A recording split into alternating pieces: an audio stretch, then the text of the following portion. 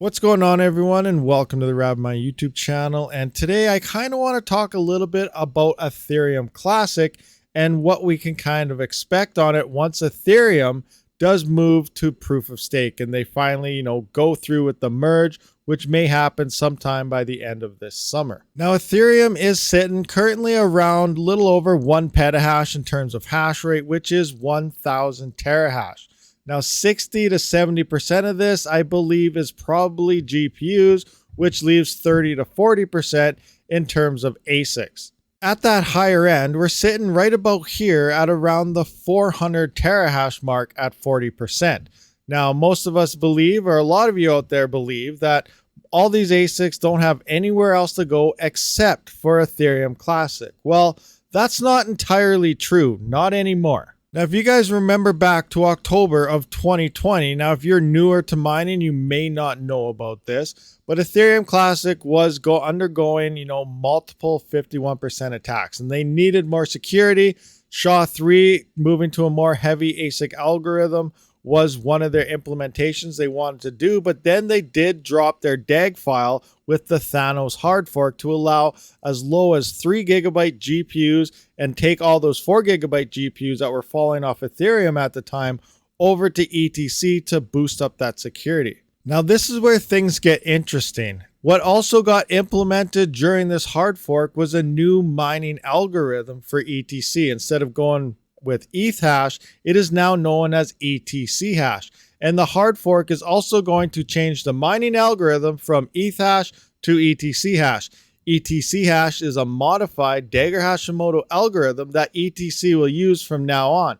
As the ETC developers say on GitHub, it is comparable in its behavior to Ethereum Foundation's ETH hash, but allows for the long-term viability of GPU mining with cards that have low memory, 3 gigabyte, 4 gigabyte, and 6 gigabyte available. The algorithm change will also free the network from ASICs. ETC hash is a modified version of ETH hash with new changes integrated into it.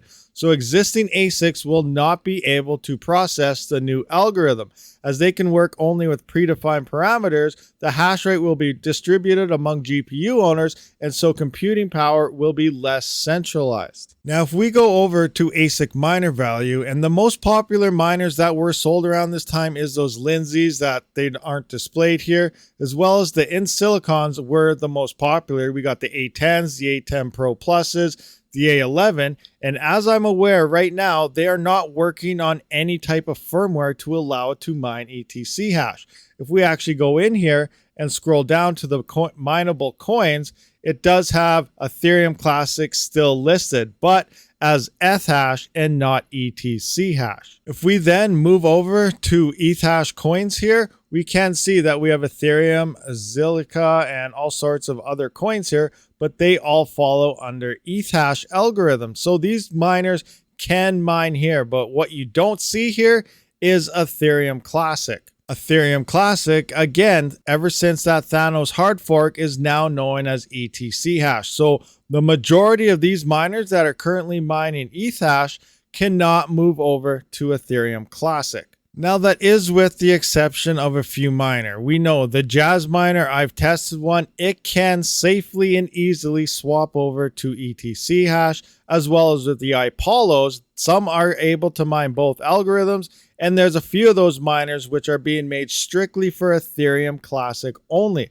So, basing everything off the A10 sales and everything that came out, we could potentially drop this by, because we don't know how many ASICs are on the network for sure, down another 50% or so. So there may only be about 200 terahash worth of ASICs, which is, wow, it's way down here, about right here, hanging out that can actually move to Ethereum Classic. So if Ethereum Classic doesn't really need much of a boost to start making things, decently profitable. But again, with the hash rate coming in terms of GPUs throughout this huge tidal wave here, it all depends on how many miners are actually going to quit and how many miners are actually going to fluctuate across all the other coins as well. I'm just going to do a quick profitability test here between an RTX 3080 versus the single Apollo. They're both around the same price range of around $800.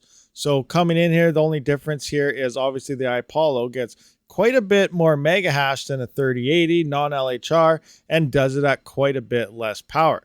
At the current profitability right now, we can see that one of these Apollos is making more than a single 3080 is mining Ethereum. So these are still, even in the current bear market, extremely profitable to mine. Again, we have no idea how it's going to play out once Ethereum does move to POS. We do got to find a home for all of our GPUs. And the way it currently sits, none of these coins can currently support any of this extra hash rate. Okay guys, so for a quick recap here, it does look like Ethereum Classic will not be as heavily saturated with ASICs as we initially thought, as most of them and the most popular ones will not be able to switch to ETC hash. Now this is confirmed, by some people that I know that do have A10s and A10 pluses who have tried and have also tried to reach out to the company, and it doesn't seem like any firmware is in the works. So, this is good news for GPUs. It's another coin that we may potentially have a chance with.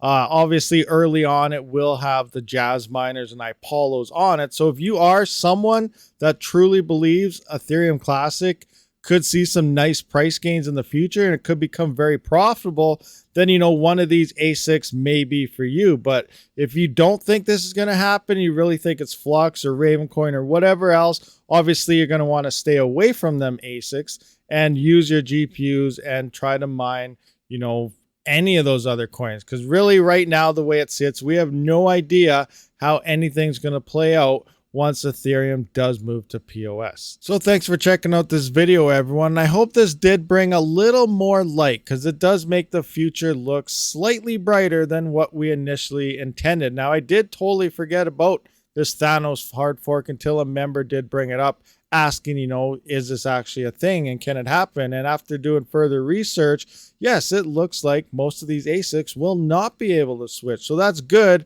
in terms of GPU mining. So thank you again, everyone. Please help support the channel. Links in the description to Discord or anything else you may need. Thank you for watching. I'll see you on the next one.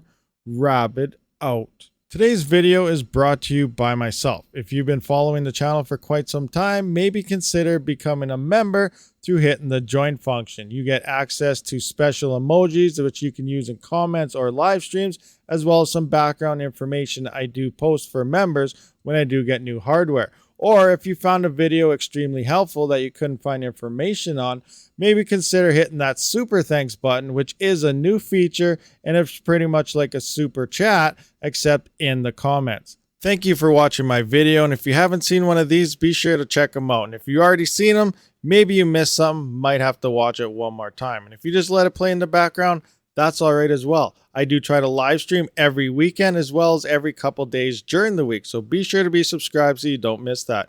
As always, have a great day.